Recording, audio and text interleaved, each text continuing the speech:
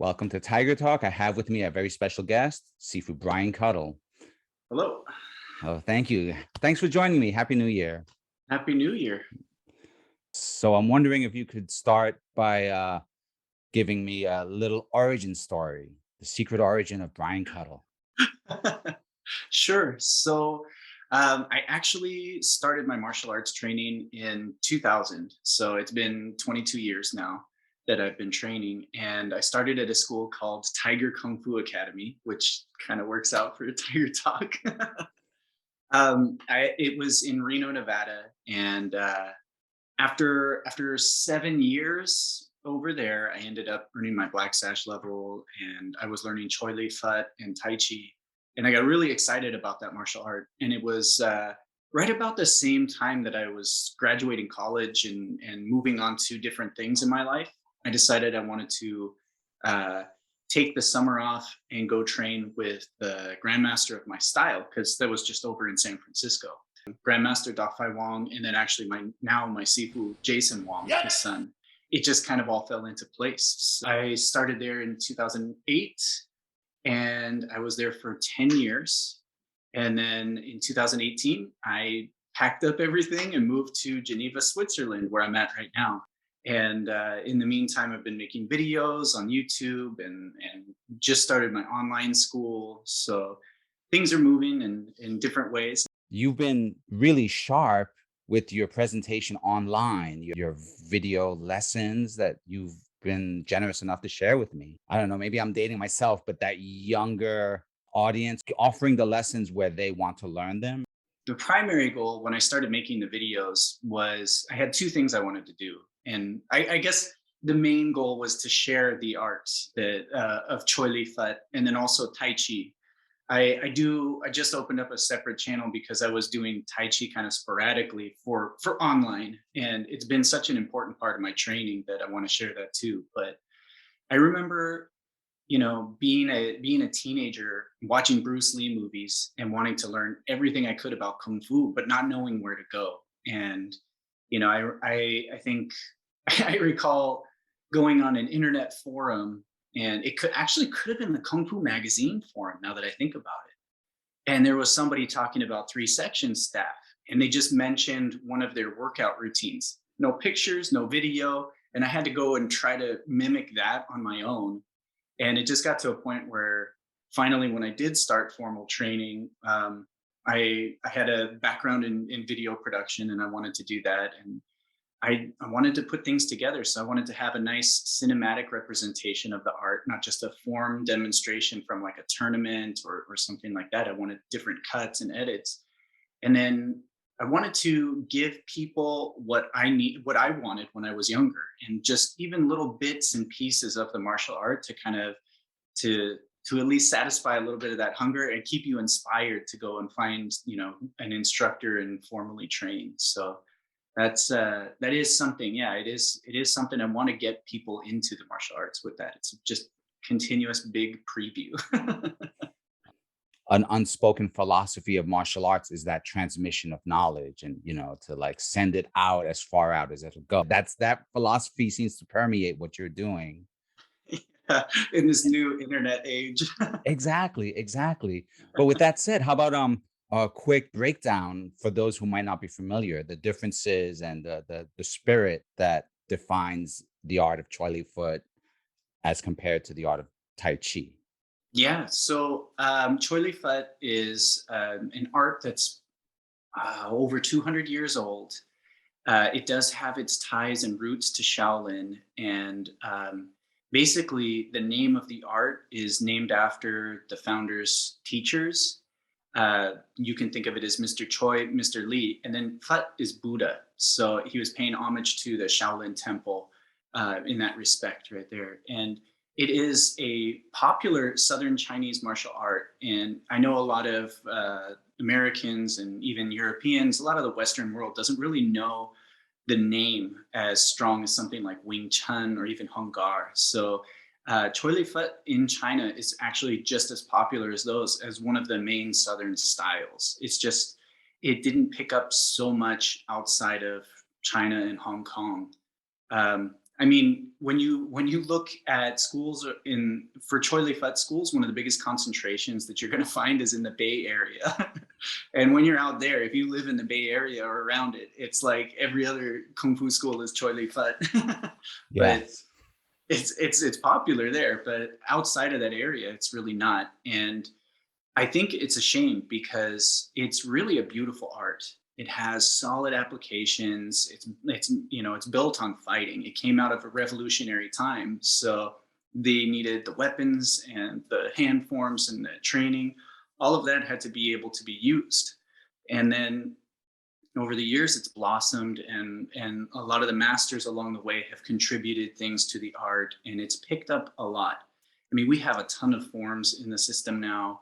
Some of them are more for the presentation side, and there was a lot that actually mirrors the Chinese opera. So we have like I mean, there's some forms that actually have direct acting in them, but there's also forms that are that have characters, or the weapon that's based off of a character that you would know about from Chinese opera, like of course Guan Yu and the Guando form, which has acting in it. You do some beard stroking and horse riding, but there's also another general. I can't remember the name off the top of my head, but there's another long handle broadsword form specifically for him as well.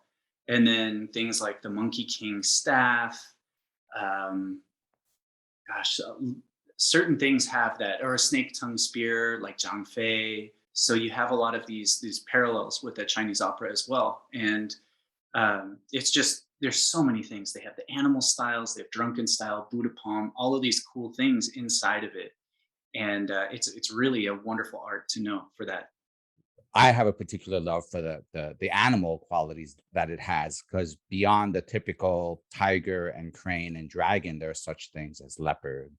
Yeah, actually, yeah, we have 10 animals in the system. So there's the basic, the well, I don't want to say the basic, but the traditional five: tiger, crane, snake, dragon, and leopard. And then after that, there's monkey, elephant, tiger cub, lion, and horse. So those are some interesting. It's got that so much more variety even in that end too. It's really cool. Right. It's so much like born out of the folk art, right? Because all the different Yes. folklore that that's permeated its long history have all been consolidated into this one specific art form. And then when you mention such animals, you can almost track them to such things as like the lunar astrology, right? Yeah. Tiger, Yeah. dragon. And then there are occasions where it diverges. There's no elephant in the astrology system. And so it strikes me as more proof of how it's an organic, still growing kind of Yes. cultural artifact. Would that be a good way Yeah. to say it? Yeah, absolutely. Yeah. Yeah, and I think that's also, one of the things that we tend to take for granted these days too is the transmission of the culture itself. Because a lot of people, they know there's these colorful sides to the martial arts, and they know, we get to hear about these cool things. Like, I mean, take Monkey King staff. It's a cool form. It's got a lot of spins. There's cartwheels. There's rolls with it, but it also perpetuates the story of Sun Wukong. Like, you start picking up parts of Chinese culture from there. And I know for me personally, I've been doing a bit of a deep dive into the Three Kingdoms lore quite recently, and reading through, and it's been, I mean, it's a long it's a long one, but it's been really interesting to see all of these things that have been perpetuated even from back then, even beyond the history of it. And you're looking at like the colorful story building that was, added in the Song Dynasty, but like a lot of these moral values and these things that are just a part of Chinese culture are passed on so many different ways. And I think that's something that is really important in Chinese kung fu schools too. And just passing on traditional arts like this. It's not just for show, and it's not just for fighting. It's got so much more behind it. You're the author of a book available on Amazon, Monkey Movement, I believe was the title. Yes. As I've been talking to other luminaries and such things as the lunar calendar, one thing that's come up has been the iconic or the symbolic tension between tigers and monkeys. So if you were to read your lunar horoscope and you were to find out that you were the sign of the tiger, they would tell you to be careful of monkeys. And the same is true in the reverse. But I wanted to get your opinion on things. If you've seen that as reflected in the styles as well as in the lore. When you're looking at the zodiac and you're looking at the type of personality that a monkey and a tiger would have, they are definitely on different ends of a spectrum. You've got a trickster monkey that's all over the place, and then you have a tiger that is quick to action, strong, stubborn, all of those things. And the monkey just knows the right ways to pull the tiger's tail to get it going. So there's definitely, you can already kind of sense that. But to go more into how you would see how it's done in the forms and in the, I guess, the concepts and the tactics of each. The tiger is very straightforward in its approach to fighting as well. So if you look at the tiger form itself, you do have, it will travel in different angles during the form, but the fighting is very linear. It's pressing forward, it's driving straight in. A lot of the striking is straight line striking with the tiger claw. And I do need to kind of put a little disclaimer here because some arts do tiger scratching, and in Choy Li Fut, in the lineage that I do, it's more direct. It's not as much scratching. It's a two-stage strike. So the primary stage is first with the palm, and then afterwards to grab and rip with the fingers, because you're going to have so much power in this. It's going to be such more of a substantial strike that if you're still there with the fingers, then you can kind of. But the tiger just moves indirect. It doesn't worry about evasive footwork. It charges straight in. They liken it to just pressing forward, like getting hit by a car, because it just continues moving straight in. And though the techniques don't get tricky, they're not going from any particular angle. They strike and they are meant to clear through your own guard. So if you're trying to block and defend against that, you have to have a very, very good guard to be able to withstand that.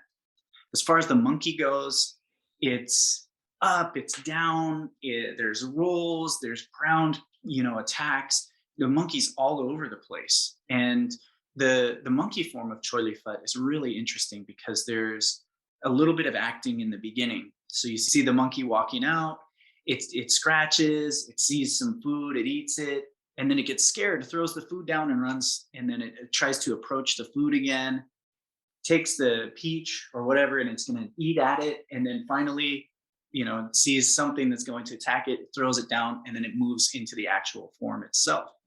And it's very acrobatic. There's cartwheels, there's actually backflips that are supposed to be at the end of the form, and depending on the practitioner, it's supposed to be 3 in a row. And it's really difficult because you're already spending your time down on the ground in low stances the whole form, and then at the very end cartwheel into 3 backflips. You have to be very, very, very agile and very strong to do that. So typically you just see a cartwheel at the end. But the monkey, the movements, it's very they'll move in quick, couple attacks, and then move to a new position, and then try to attack from a different angle and move to a different position. So it's never really stationary. It's never in a straight line. It's always kind of these different ways of approaching, and high and low, and jumping, and then trying to get down to the ground. And it's really, really the almost polar opposite of the tiger form itself. So pitting those two against each other would be a sight. I can't picture in my mind how that would go. Let's segue a little bit into Tai Chi because Yeah. Um, it's interesting though when you look at the tiger and how it's where it fits into this is where you definitely get it in the lyrics. It's usually it's not so much to build the spirit of.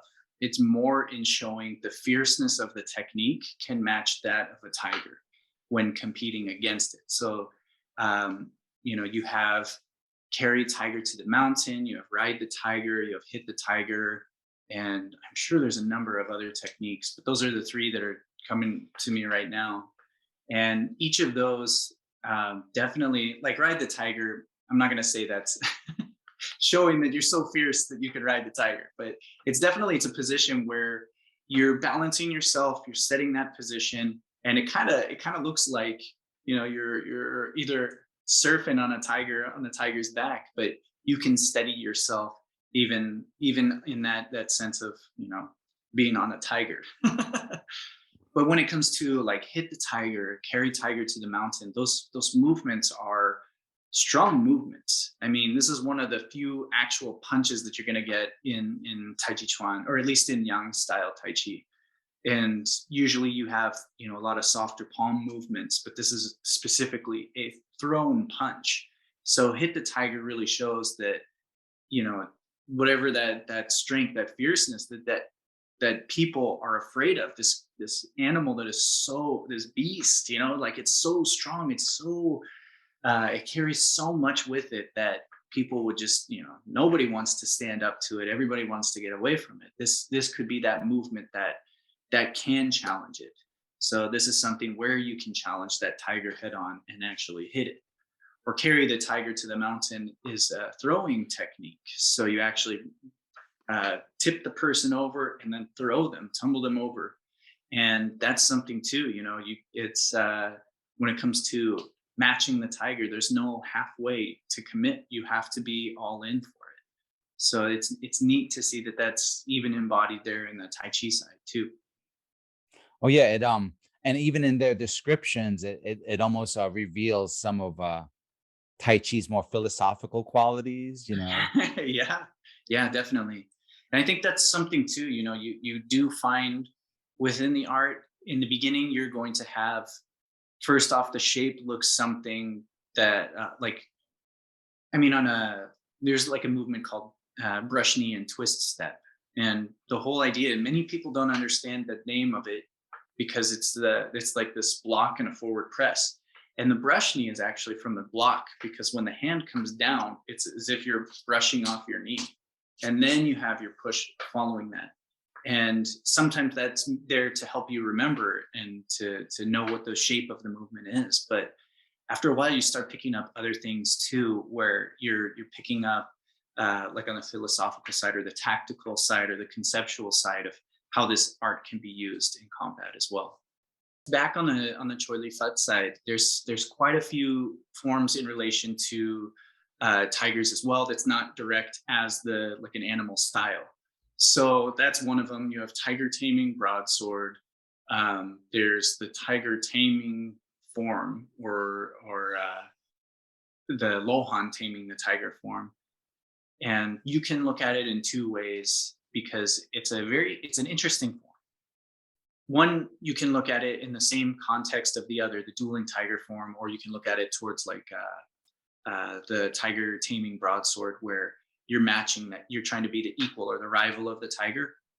But you can also look at it in the sense of there was a famous story of the Lohan that tamed the tiger, or the monk that tamed the tiger. And the do you mind if I tell the story? Is that Please, okay? let's hear it. So I'm going to make it kind of the condensed version. But outside of the temple, there was a tiger, and it was growling and it was snarling and it was making this noise. And the monks inside were scared. It would come every day and it would just pace back and forth in front of the gates. And and these monks were afraid to go out. They were afraid to deal with it because what can they do? They weren't even martial monks. They were just Buddhist monks. And there was one monk that recognized that this tiger was hungry. And so he would save a little bit of his food each time, each meal, and he would throw some food out for the tiger. And at first, the tiger didn't care, but the tiger was so hungry that eventually it gave in and it started eating vegetables. And then every day, he would go back and he'd throw out some more vegetables, some more food that they had. And the tiger began eating more and more and coming back. And slowly, it calmed the tiger down. and over time it tamed the tiger to the point where it didn't have that bloodlust. It didn't have that want to eat meat anymore. And so the monks didn't have to worry about this tiger because it eventually became as vegetarian as them. But that's celebrated as one amazing feat of one monk. But it's also, it kind of brings up this idea that not everything has to be solved by violence. And I thought that was really unique because, especially coming from the martial arts world, where we look at how we can solve things with violence, doesn't mean that we have to solve everything with violence. And when you look at the tiger taming form, or the Lohan tames the tiger form in Choy Li Fut, it is done as an internal form. So it's not done with these fast and fierce movements that you would expect to see against a tiger. It's slow movements. It actually hits the hero pose in the form, which is unique to that form and the Buddha palm form. So it really puts a lot of value into the Shaolin and the Buddhist side of the art. And I think it has that. I mean, I'm not saying it, that's this fact that it was, but to me, it really kind of hits that same kind of respect of, this art is more than just being able to punch and kick and you know force your way across. Even if you are as strong as the tiger, you can tame it in other ways. So it's more of taming the tiger inside, I guess. This is my take on it. I don't want to say, don't quote me 100% on the reason behind that, but for me, this is the feeling that I get when I see this form. And Any plans for Year of the Tiger? Any plans to tame it for your own purposes? I think this year is to ride the tiger. I think Ah, I'm going to follow the Tai Chi philosophy on that one. thank you, Sifu Brian, for joining me. This has been Thank you. a great thing, and I feel like I've learned a lot. So I'm hoping others will too. Awesome. Awesome. Yeah, it was great to talk to you, and looking forward to more. Yes, indeed.